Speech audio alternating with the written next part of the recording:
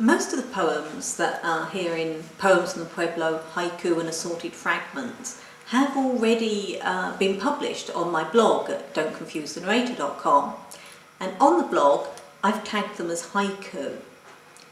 Whether that label is actually appropriate is clearly debatable.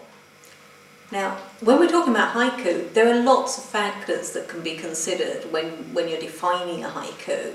You can think about the number of lines, the syllable count, the subject matter, whether there's a season word, the kigo, whether there's the cutting word, the hinge point, the kireji. Yeah, all these different factors. And if you insist on strict adherence to all these supposed rules of haiku, you're actually not going to find any haiku at all in this collection. There aren't any poems that are 3 lines, 575 syllables, objective, natural world poems that juxtapose 2 images to produce that aha reaction in the reader.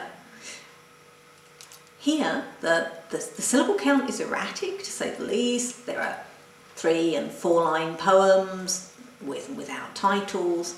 There are humorous vignettes and pieces where the human element is actually the focus.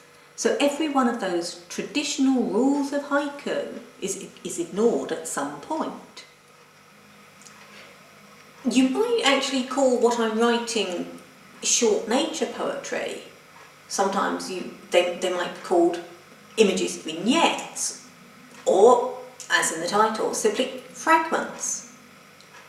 Certainly they are fragments in as much as some of them they'll find their way into longer poems later on, or some of them have been rescued from longer pieces that have been abandoned, or that they're works in progress.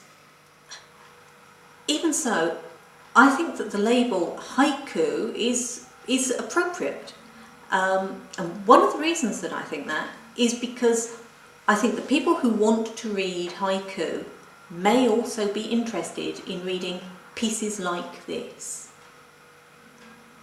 I hope I'm right.